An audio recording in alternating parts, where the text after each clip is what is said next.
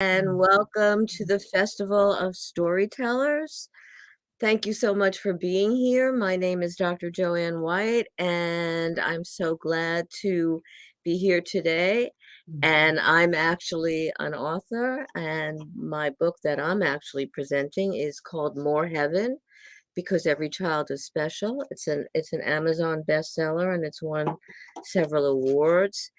And I have a very diverse background working with children with special needs. I do coaching, I do counseling. I also am an energy master teacher. And I believe that we're here to help other people and to promote as much positivity as we can in the world and also within ourselves. I think that's very important. This book was actually the first draft was written years ago. It's based on a true story, although it's fiction, and it focuses on a pilot program that was created, excuse me, when many children, over 1 million children in the United States, were not allowed or were kicked out of public school because of their challenges, their differences, whether they had autism or special needs, and the schools didn't know how to handle them. And then afterwards, there was a federal law that said, hey, we're giving you guys money, you school districts money to educate children, and you need to find a way to educate a lot of these children. And so I was actually hired as the first teacher in the Philadelphia school system to open up a pilot program. And it talks about the challenges, not only of the teacher, but the challenges that the children went through and their families, and also their beautiful gifts and their story. And it's kind of my baby. And I learned a lot from that experience. I'm very grateful that I had that opportunity, and that's important. So we also want to thank ReadersMagnet, because ReadersMagnet has really done so much in these last 2 weeks to bring over 150 authors to the screen to share their stories, their wealth of guidance and information that are very varied for all of you. And what's beautiful about this is that Reader's Magnet has been focusing on the authors, not on the publishing aspect.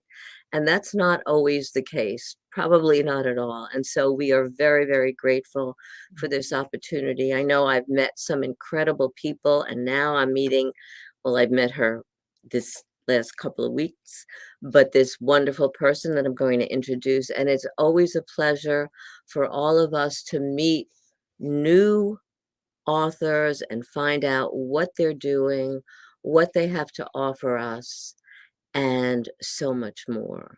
So, the author today, the very special featured author, is Grace Tallman, and she wrote this beautiful book, The Birds Still Sing: My Journey of Resilience Through Postpartum Depression. Grace Tallman has a passion for helping people grow through their difficult life experiences. She writes from her own reserve of personal experiences in her story, this book that I just read to you, The Birds Still Sing: My Journey of Resilience. Grace lives in London, Ontario with her husband, Bruce, and she's a registered nurse, as well as working as a crisis mental health counselor. And in addition, Grace runs a private practice as a certified grief counselor. She's facilitated numerous workshops and grief support groups and enjoys telling her story as an inspirational speaker. And it's an inspirational story indeed, because, well, we're going to let Grace tell it too, but I'm fascinated and I love the title. So share with our people who are here. And by the way, I want to tell all of the people that are here, we welcome you. Make sure that your sound is turned off. We have a chat room where you can put your questions and I will field them to Grace, and we will make sure that they're answered, because we feel that what you have to offer is incredibly important too. And so remember to do so. And here's Grace. So, Grace, tell us a little bit about why you entitled the book The Birds Still Sing. Well, as you can probably guess from the title, I'm a real nature lover, and in particular, the birds.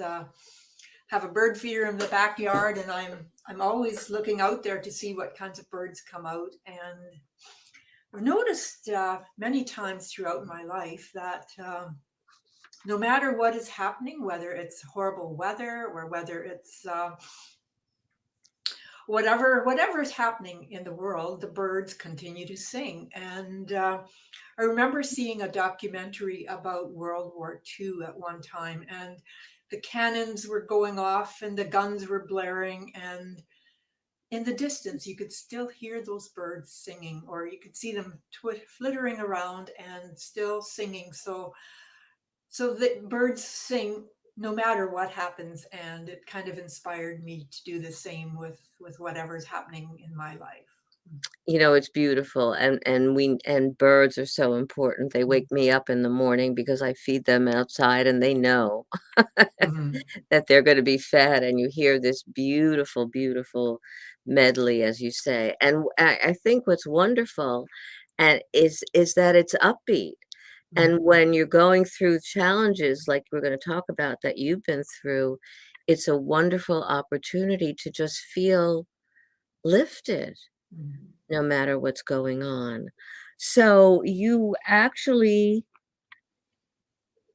have this story, but why did you write the book? You could have just kept silent about it or shared it intimately with a few people. Why did you feel it was important to write the book, Grace?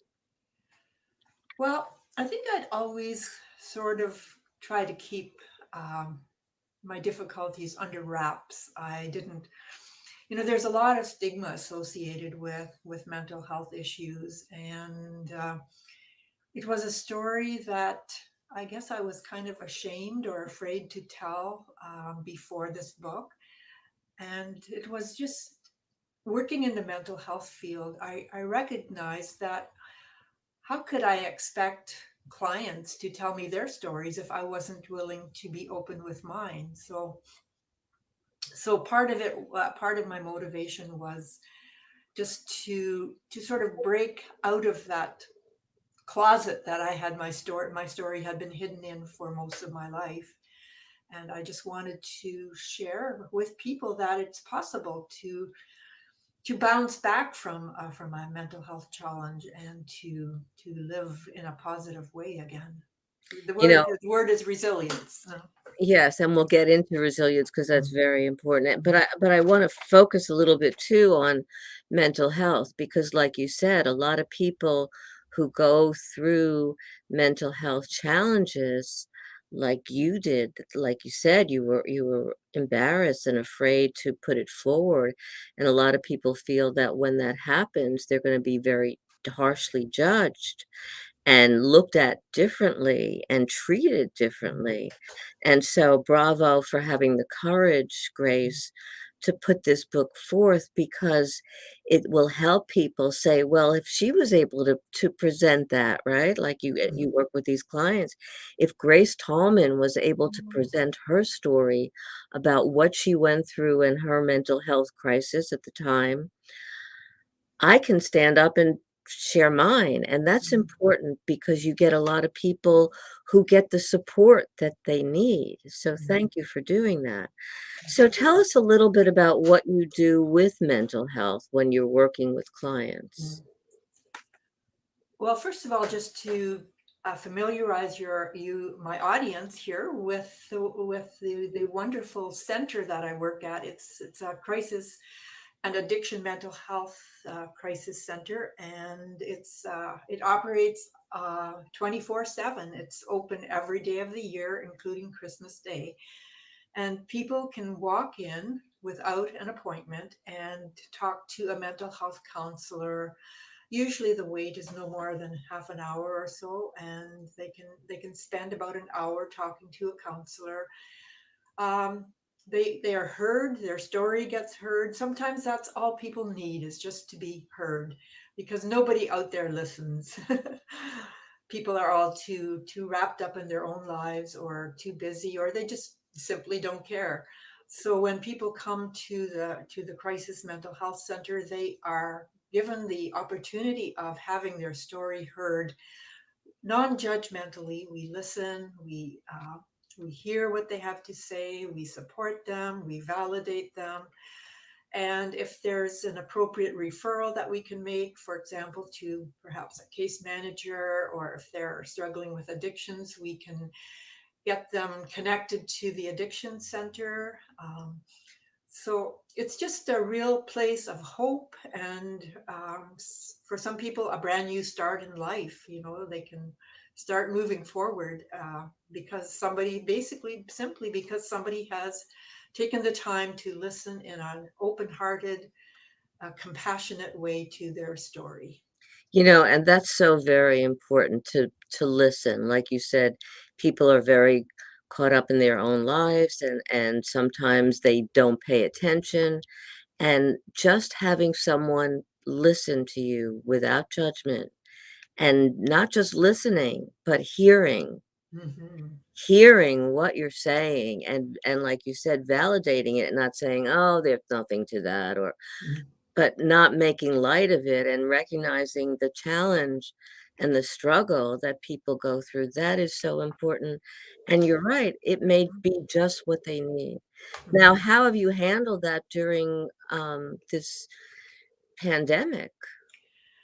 Yeah, I think at the beginning of the pandemic, everyone was kind of very fearful, and they were so cautious, and they didn't want to expose themselves. But over time, our center developed some very, very good precautions and protections.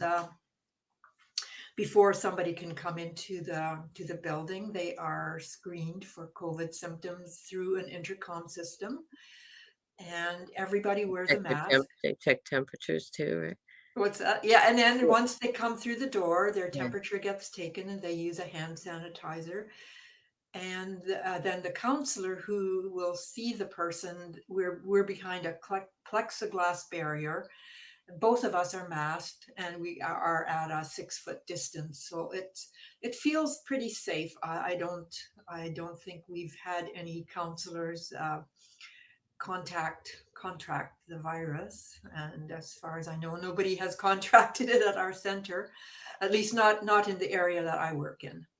And again, that's important. It's important when people are in need to make sure that, th- especially during this time, that they're practicing safe distancing, Mhm. wearing masks, and so that Mhm. the person who is already coming in with challenges, right, doesn't feel Mhm. even more challenged because their health or may Mhm. be compromised during this whole Mhm. process. Mhm. So that's very, very important.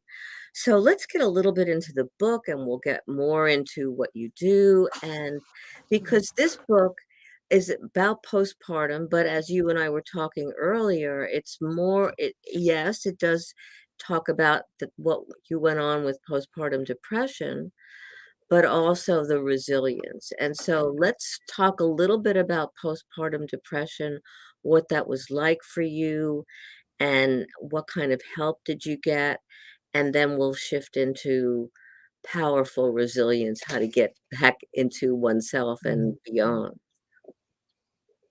So, postpartum depression.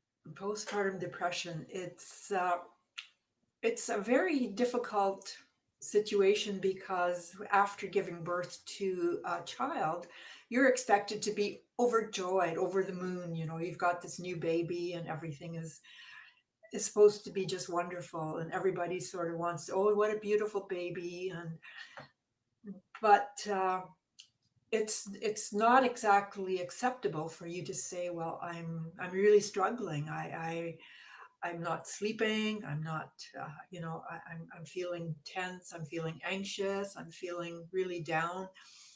So it's a difficult thing to express, because people are not expecting this kind of a reaction after a child is born. And I mean, everybody who's ever had a child knows that it's a very challenging time. Really, it's sleepless nights, being on call 24/7, just having no time for yourself. It's can be a real shock to the system. Yeah. Yeah. It's a very mixed bag, like you said, there's joy, you just gave birth, and yet Mhm. you're drained, you're tired, Mhm. and so what does the depression feel like?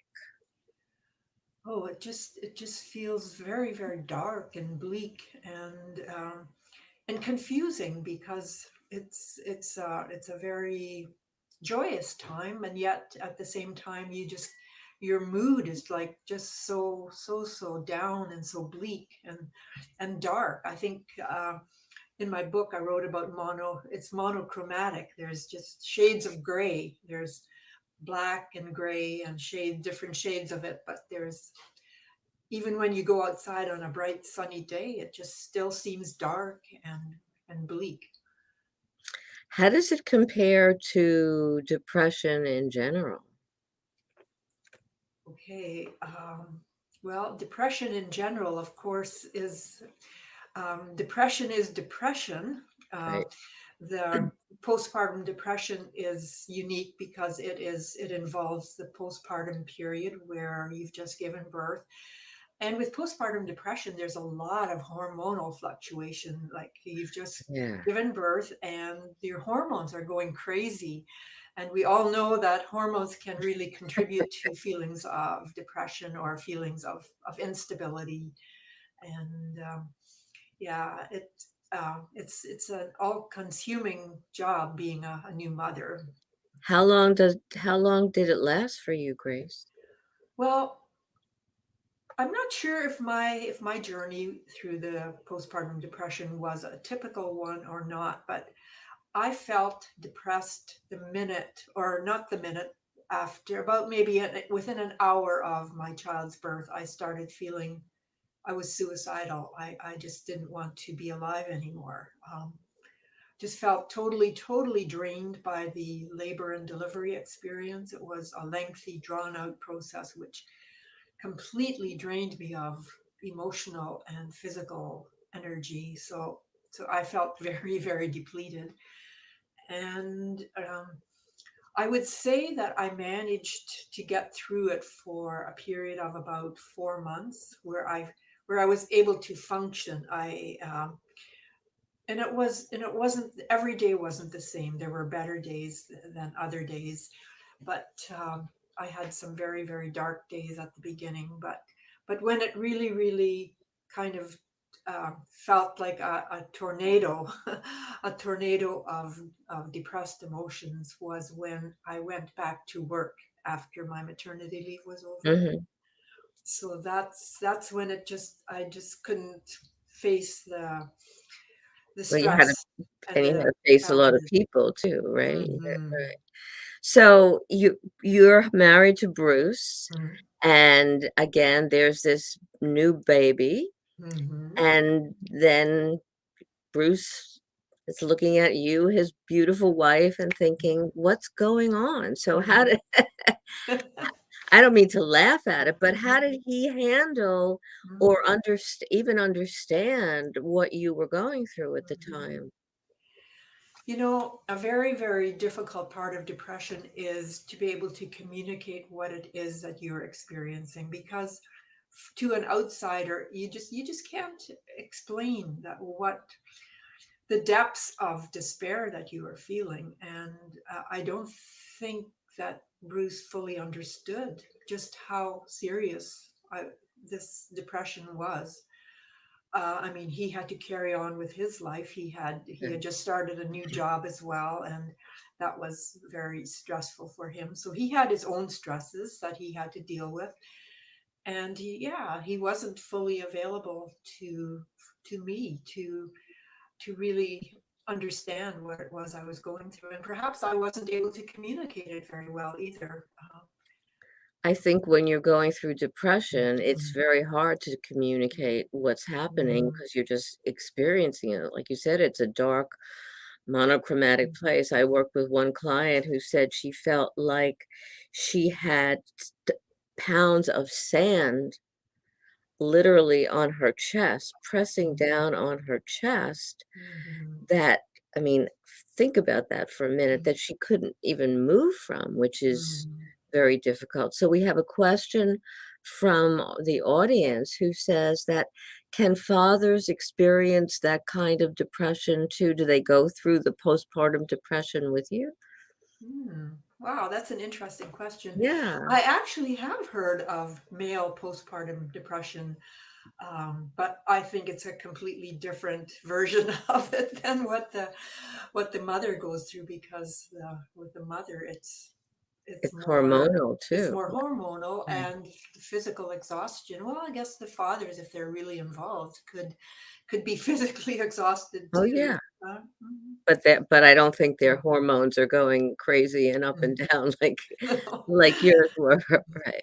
But it's actually, it's an interesting question, and fathers do get depressed, Mhm. but maybe, and probably because you're there with you, Mhm. there is something about being able to experience what somebody else is going through because they're Mhm. there and they're feeling it.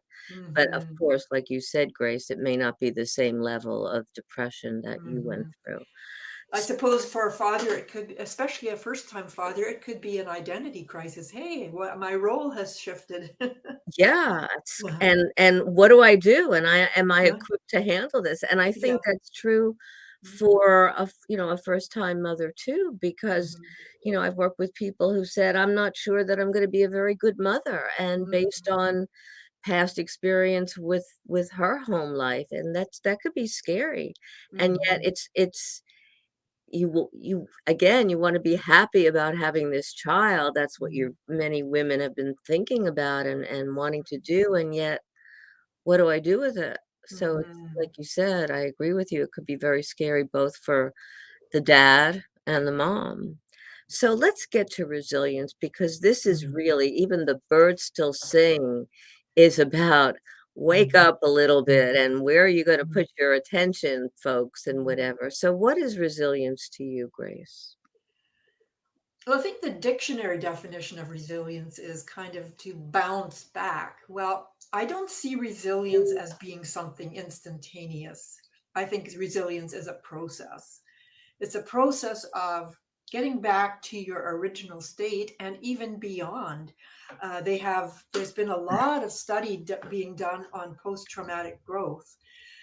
Like it used to be thought that when somebody went through a traumatic event, like a soldier returning from the war, or going through an abusive situation, that it was inevitable that you would develop post-traumatic stress this syndrome, PTSD. But like research that has been done at the University of North Carolina by Tedeschi and Calhoun in the mid 1990s, they actually studied returning soldiers and found that upwards of 60% of them actually experienced a form of growth in about five different domains of their lives. So resilience means bouncing back to your original state and perhaps even beyond, over and above. Like people have found new ways of looking at their lives after trauma. So I believe that resilience is it's such a beautiful concept to me. It's a very powerful word, and it's a very hopeful, optimistic word, um, that definitely is a reality for, like they said, over 60% of returning veterans were actually, they actually experienced post-traumatic growth. And sometimes it was like after the depression, after, Yeah. because what happens, and I'm very familiar with resilience and trauma. Mhm. What happens, like you're saying, is not just bouncing back, but being able to move forward. And resilience is about acquiring that strength, sometimes that you didn't think you had, Mhm. and being able to pull that out in some Mhm. way, shape, or form, Mhm. and do things that you didn't think were possible. So that's kind of like bouncing forward, if you will, like Yes. being able to take even the most traumatic experience and the Mm, depression which you went through, mm. and being able to turn it around. Now my question is, did writing this book help with the resilience? Was that part of the journey through writing the book? I would say that it's more a tale of the resilience. It wasn't Okay. the book didn't it was written many years after what happened to me, so it was kind of looking back and sort of retelling the story of resilience. Yeah, and I So wanted right. to mention something else about resilience. There are like resilience doesn't mean that it doesn't hurt anymore. Resilience is it's kind of a side by side experience of yes, you're going through the trauma, you're experiencing all the pain and all the devastation that this trauma causes, but simultaneously as you're going through this pain, you also realize that it's possible to be strong in the midst of hardship. So And, it's that's and we have another question for which I'll get to in a minute, and I think that's very, very important. You don't forget or negate what mm, you've been through, and like no. you said, many people who've been through war or who've had a challenge, and, I've actually written the foreword to someone's book on trauma, which included many different kinds of trauma, including being in war or watching someone die, or going through their own depression. And it's not like that totally disappears. Like that No. never happened, like you Mm, said, Grace. It's about being able to recognize that and find it's almost like you find the strength and the gem within all of that discord and all mm, of that pain to be able to move forward, and that's so very, very important. Now, mm. one of the audience members is asking you, Grace, this is from Florine, how did you overcome your depression? Hmm. It's the answer to that question is there's multiple facets to it. There's no one thing that will get you through depression, but for one What thing, worked I for was you? for yeah. Well, I'll just share what steps I took. Good. And the first step was to work with a psychiatrist, so a qualified medical person who diagnosed the situation, diagnosed my postpartum depression, and gave me medications. I was receptive and willing to take medications if that was going to help me get better. And in my case, it absolutely did. I don't think I could have gotten through it without being put on an antidepressant medication, which was really made a huge difference for me. So that was relying on professionals. I had a wonderful social worker um, who I went to for years after my postpartum depression, and she was just there to listen and to support and to validate, like I do for my clients. And for me, probably a very unique way of getting through the postpartum depression for me was exercise. Because trauma lives in your cells. It's not something that happens in your head. You can't get through trauma with by thinking your way through it. It just doesn't get rid of it. So I had a lot of pent up energy in my body that was just raring to get out. So my form of exercise was brisk walking every single day. I walked for miles and miles, and it just really, really calmed me down, and it helped to regulate my mood. It decreased my anxiety. It was just a very powerful tool for me. So I always recommend exercise as a way of getting through whatever that exercise looks like for you. It doesn't necessarily mean joining a gym. In fact, just something you can do a yoga, or you can do a workout on YouTube, a cardio workout, or sit-ups or push-ups, whatever. But get your body going. I think we are soul, spirit, mind, body, emotions, and we're all connected. And what's good for the body is good for the mind. I think that's so very, very important, and especially, like, through COVID, I am walking every day, some Mhm. even in the rain, and Yes. sometimes twice a day, and Yeah.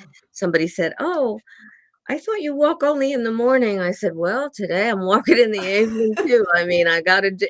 And you're right. It actually it helps when you're feeling anxious. Mhm. It helps to get some of those thoughts out of your head. It also helps to just reduce the stress, Mhm. and if you have depression, so I wholeheartedly concur with you, Grace, and I recommend it too, I think. And again, like you said, it doesn't have to be walking, but any form of exercise that gets you out of your head and into your body, Mhm. and allows your body to kind of move you forward, which is very, very important.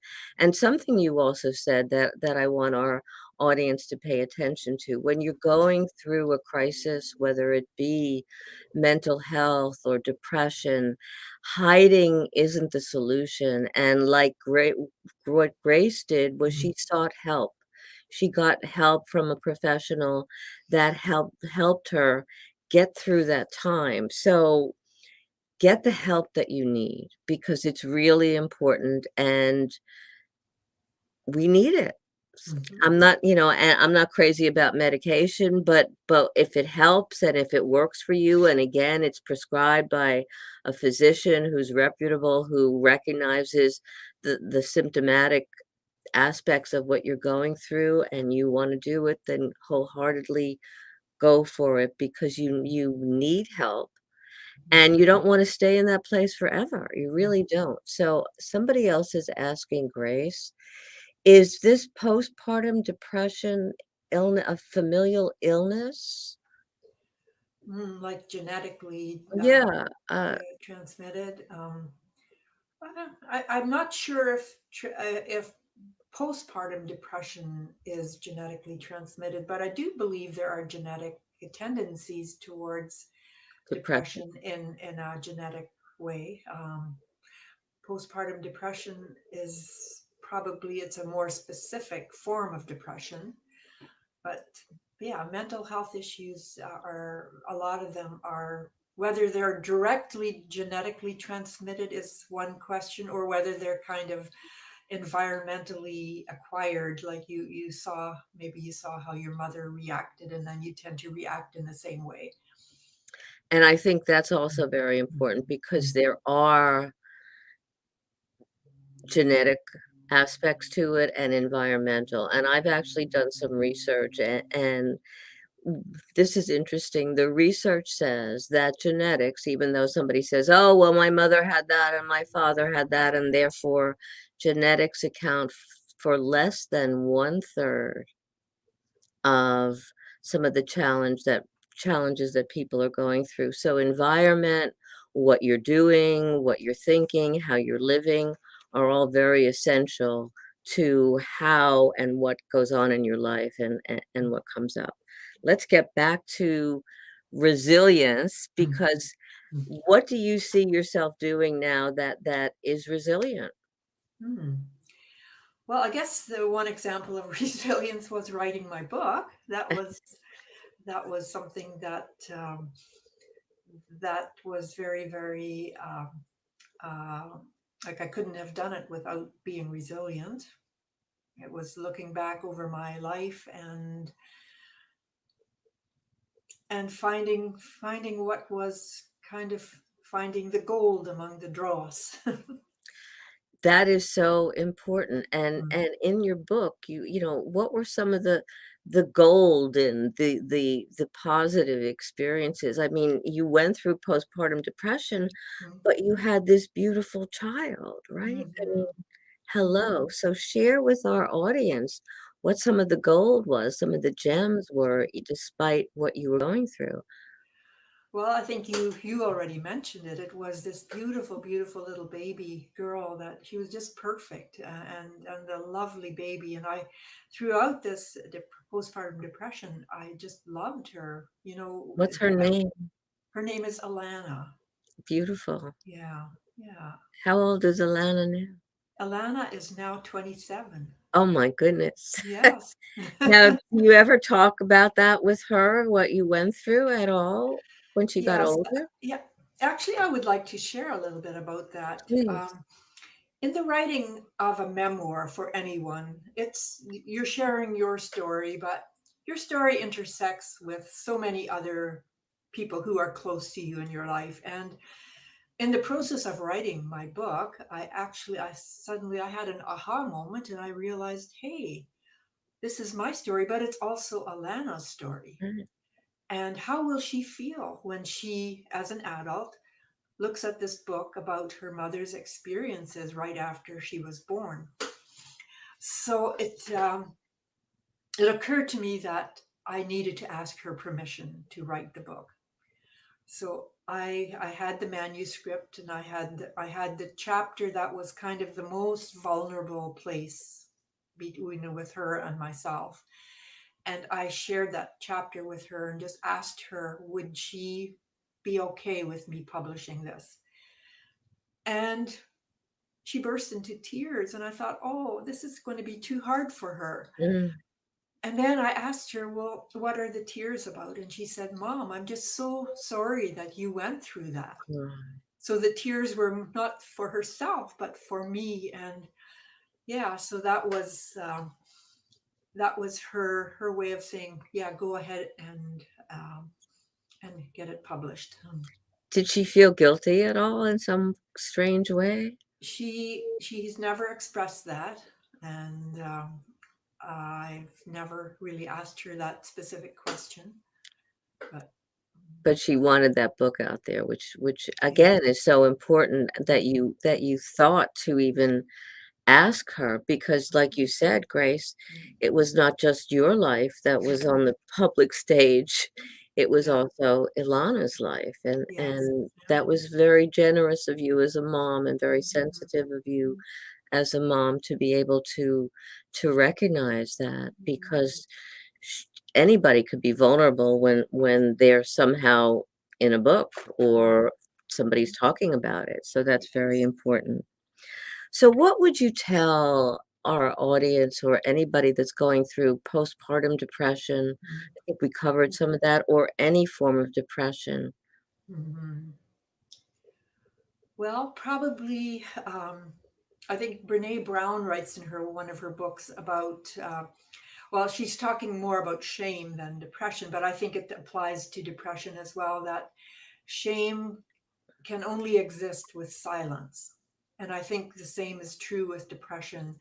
If you try to go it alone and don't share your struggles with anybody, it you can't be helped. Nobody can help you if they don't know what's going on. So the first step is, first of all, acknowledging it for yourself, which is can be a difficult step because we don't want to acknowledge that we are going through something like depression. But yeah, once you recognize it for yourself, then definitely go and talk to somebody about it, somebody that you trust, whether it's a family member or a friend or a professional. Yeah, and just be willing to take that very first step, and then allow those professionals to help you in whatever way they feel is the best way for you. And like you said, also Mhm. to do take some initiative and be able to move if you can, do something Mhm. physical. Yeah. And again, I think what's important is that self-acknowledgement Mhm. because you don't want to live in the shame, as Mhm. Brené Brown said, you want to be able to come out of it, and when you do, you f I know that you feel that something's been lifted, Mhm.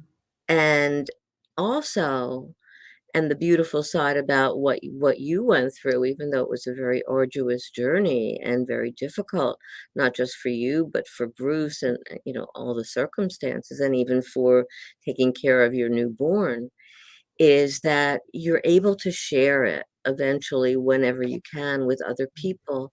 And think for a moment how many people you're helping along the way, how many people who may have postpartum depression or depression who are silent, and suddenly they read this book by Grace Tallman, The Birds Still Sing, about postpartum depression, and they say, "Wow, look at her, how brave she was to share her story, and I need to share my story." Maybe not write a book, but like you said, share it with someone, even a close person, so that you're not behind the this closed door, silent and in pain. Mhm. And so Yeah. that's so important. What were you gonna say? That was exactly what I was hoping my book would do, would be to free people up to say, yeah, me too, or just to share that this isn't a life sentence. It's something that is temporary, and it can be treated and helped. And that's so important. Like you said, it's not a life sentence. So what else do you want the people to take away from this beautiful book, Mm. Grace? Well, again, going back to resilience, in my lifetime, I have worked in about 4 different professions. I started out as a registered nurse working in critical care. I've worked as a hospital chaplain, and I work as a grief counselor and a crisis mental health counselor. So, in each and every one of those professions or careers, I have seen resilience at work, and this is the message that I want to leave with my readers. Just an anecdote that I can share about when I worked in an intensive care unit. There was a woman. She wasn't very old. I think she was in her 50s. And she came in. I was working a 12-hour shift. And when I came in, first thing I came in at the beginning of my shift in the morning, there was this person whose heart kept stopping, and they Mm, kept restarting it. And this went on throughout my whole 12-hour shift. wow. This woman went from her heart would stop beating, they would revive her, she would be okay, and then it would stop again. And I kept asking myself, why are we doing this? This poor woman is not going to have any quality of life after this is over with. And so then, about 2 years later, guess who I met in a completely different situation? I met this woman that we had worked so hard to revive, and she looked fantastic. She was tanned, she looked vibrant and happy, and there she was. My story is basically trying to tell people that don't ever give up hope. There's always hope. There's always light at the end of the tunnel. No matter how difficult or hopeless your situation might seem, don't give up. Just please don't give up. Do whatever it takes to keep going and to keep moving. Hope, and I totally agree with you, Grace. Hope is so very, very vital and important.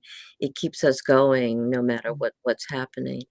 Just as an aside, and then we have another question from the audience. How did you know that who this woman was when you met her 2 years later? What was that interaction like? Did she recognize you? Oh no, she wouldn't have recognized me because she was in a very, very critical illness state. I recognized her. I'm not sure. Oh, there must have been something distinctive about her, or maybe I heard her name mentioned or something. But I did recognize her as being that person that had been in the ICU. Did you talk to her at I all? did. I went up to her, and I just went up to her and said that I was part of the team that had helped to revive her back a couple of years ago, and how thrilled I was to see how beautiful she was looking. And And what did she say? oh, I don't remember the details. This was a number of years ago, but she was very grateful. Yeah.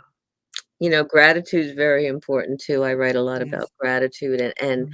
again, what you said earlier, and then I'll get to this question from the audience, and that is that find the gem, find the Mhm. gold in Mhm. whatever circumstance you're going through, and it may seem like there isn't any, Mhm. but dig deeper, and that's Mhm. important. So this is a question from the audience who's saying, I can really relate to this, Grace, because this woman also experienced postpartum depression after giving birth to her son. So what words do you have for her? What do words do I have for her? Yeah. I would say, wow, it's great to meet somebody who understands what my experience was, and I can definitely relate to what you're saying. Um, and thank you for being brave enough to bring that up and for sharing your experience. Thank you very much for being part of the audience, and I hope that you will get a chance to read my book, because in the book you will probably relate to many of the experiences that I went through. Can you hold the book up? I love the cover. I know that Yeah. the writing is backwards, but it's such a vibrant, look at that. It's a joyful cover. It really Hmm. is. To me, it says joy and energy and there are all these beautiful birds. Yes. So that's so very important. Yes, please make sure that you buy Grace's book. So writing this book, was it difficult? Was it painful having to kind of relive some of the experiences? Can you share that with our audience? Yes, even now when I read it, it kind of it, the tendency is to be sucked back into that dark spot, but I know that that is just a very temporary experience. In general, writing the book was a very positive experience, because I was writing it from the perspective of looking back on it, knowing that I had survived that difficult period of my life. And probably one of the very positive outcomes of writing the book was I shared in one of the chapters about my dad. I shared about some of the abuse that I suffered. My dad was a physically abusive man, and in the chapter when I wrote about him, I was able to see him as a human being and I saw his whole personality, like not only like he was not only abusive, but he was also very vigorous and enthusiastic, and he was probably one of the most optimistic people I know. So I got to know him as a total person, not just some of the negative aspects. And in the writing of the book, I actually found that I forgave him for all the negative experiences that I had in my childhood. So that was probably one of the more positive Well, experiences through writing the book. that's important. Was he alive for you to share that with him at all? No, unfortunately, he had died a couple of years previous, and so I forgave him posthumously. And I'm sure he got it. I really I'm am. sure he got the message. Yeah, Yeah. I think Mhm. he did. My father had post-traumatic stress from being in the war, and it Oh. was very there were moments where he would go up and down Mhm. emotionally and be very scary, but he was so gifted in so many ways, and Mhm.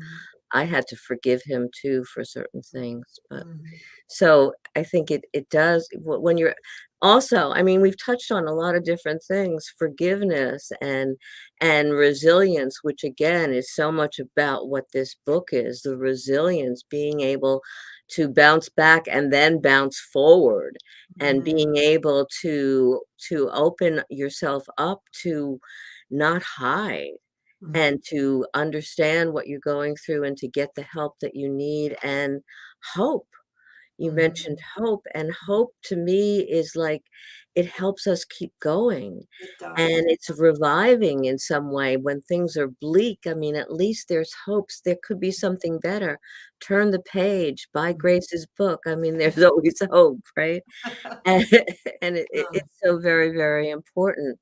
And to me, gratitude is essential. I mean, Mhm. again, even what you're going through, and you've described this experience, and I've had several injuries and many challenges that no matter what, through them and even afterwards, I was able to find the gratitude. And again, you and I right now, we're having a conversation, Yeah. we're talking. You went through postpartum depression. You have this beautiful Ilana, and we're alive. We are alive. So what it says to our audience is that regardless of what you're going through, the tragedies, the trauma, the depression, be able to move forward, to get the resilience that you need, to get the help that you need, and move on and sort of reclaim yourself and your Mhm. life. And Mhm. that's so very, very essential. Mhm. So before we close, because I love why you've written this book, and again, I think it's so essential that people get out of the dark. What would you say to someone that's silent about what he or she is going through in terms of depression, that's Mhm. afraid, that Mhm. feels that shame? What Mhm. could you say to them that could help them turn the page, Grace? Hmm. Hmm. Something that I often tell clients at the Crisis Mental Health Center when they're afraid of talking about their depression or their anxiety, I tell them, would you be silent if you had diabetes or a broken leg? Like you would go and get help for that. You would go and get help for if you had diabetes, you would take insulin, and if you had a broken leg, you would get a cast, and nobody would think twice about it. So mental illness is no different than physical illness. And we are our mental health is just as much a part of us as our physical health. And I try and tell people, go and get the help you need because you're worth it. And that's a powerful message. You are Mhm. worth it, and we all need help at some point in our lives. I mean, again, I think it's a strength to ask for help, not a Mhm. weakness, Exactly. Yeah. and that's very, very important. That's what it So, says right on my website. what does it say? Tell us. It says just what you just said. Look, seeking help is not a sign of weakness, it's a sign of courage. Oh, beautiful, because 'cause I've Mm. written about that, and I think it's so very important. Did it take a long time to write this book? It was once from beginning to end, the writing of it was about 4 months. That's But pretty good. that was it was pretty quick. Yeah, But bravo. but the publication process, that's where things slowed down. It was a long, tedious journey through publication. Mm. And so what would you tell people who want to write a memoir or want to write a book? What do you have any suggestions for them? If that thought pops into your head, I believe it's there for a reason, that you're meant to tell your story. And if I can do it, anybody can. I'm not a talented author. This was my first effort at it. Um, and like the Chinese proverb says, the journey of 1,000 miles begins with one step. So, take that first step, and then from there, it will carry you through. Um, so if you're planning to write a memoir, I would suggest if you have a diary, that's very, very helpful. And just sort of sit down and reflect what parts of your life are important to tell in this memoir. And I think that's important. I talk about taking that first step because Mhm. like you said, that first step may be the most difficult step, Mhm. but once you take that first step, the second one is Mhm. easy, Yeah. or and the third one is even Mhm. easier than the second, Yeah. and onward. And then look at how many steps you've taken to Mhm. move forward to whatever goal it is, whether it's writing a book or getting the help that you need for depression Mhm. or finding some support system or whatever. Take those steps Mhm. and you'll be glad that you did. Absolutely. So what's the joy of writing this book? Is there a joy of it? Now that it's finally done and it's out there for everybody. Mm. It's ironically, it's very freeing to tell this difficult story. It's kind of almost like you've gotten rid of a burden, like something that you've been carrying on your back. Like for me, it was like a secret.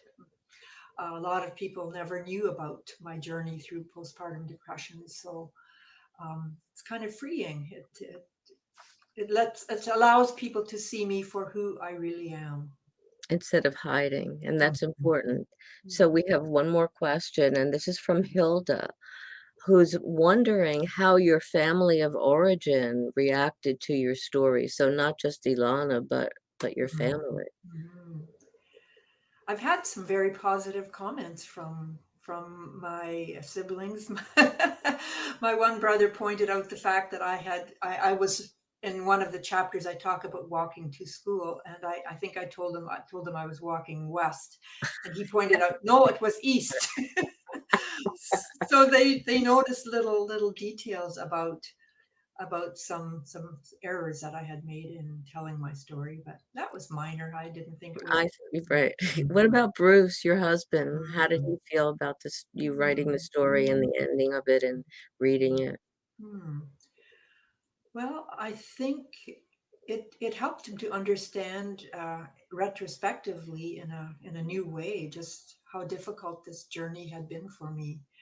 I think it helped him to fully realize just how tough it was for me. And I think he had some regrets about maybe not being as supportive as he would have liked to have been. Did you talk about it with him after? Absolutely, yes. We had a very long conversation about it. Mhm. Good. Mhm. That's important because I think that could bring you closer Mhm. to your partner. Yeah, it did. Beautiful. Mhm. Well, Grace Tallman, I love this book and I love the picture, the cover. It's just says resilience and joy no matter what you're going through. And it's so very, very important. And to all of our audience, remember that you do have whatever you're going through, you do have a choice.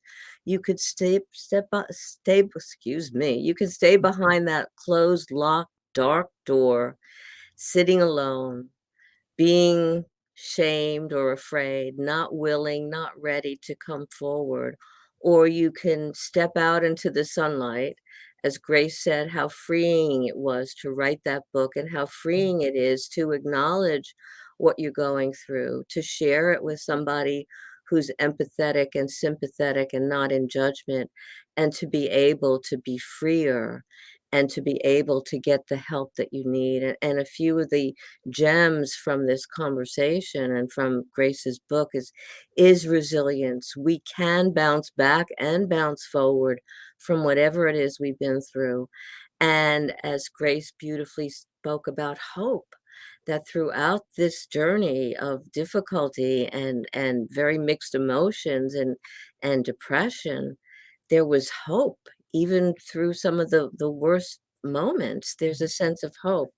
And hope gives us the ability to be able to move on because, okay, even though that door is locked, even though it's dark, there may be a glimmer of light. There may be some light, like you said, at the end of the tunnel. And it's so very important to look for the light, look for the hope, find the resilience, and read Grace's book. Grace Tallman, The Birds Still Sing.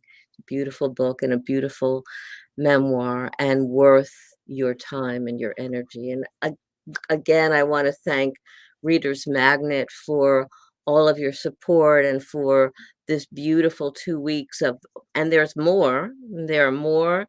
There are booths that you can attend to. I have one tomorrow. There are more authors of the hour, and please share, please go, please support our authors and take time, like so many of the audiences have, to ask questions and to get engaged, because you'll find that you learn so much and you'll be helped. And you may decide, hey, I wanna write a memoir too. So thank you so much, everybody. And Grace, thank you for your courage, Mm. for being able to share this journey, and it was not an easy journey, but you moved forward. You took the initiative to speak with us and make a difference in not just your life, but in other lives. So thank you. Thank you so much for the interview, Joanne. Mm. Basically, it's my pleasure to have been the Mm. moderator for your beautiful book and for your beautiful story, Grace. So thank you again for sharing and for the strength that you have and for sharing about beautiful Ilana. I love it. And I love how she was receiving your book and allowing you, because I think it was so wonderful to ask to, yeah, publish it, do Mm. it. And you did. So thank you so much. Thank you, everyone. Mm. Take care. Thank you. Mm.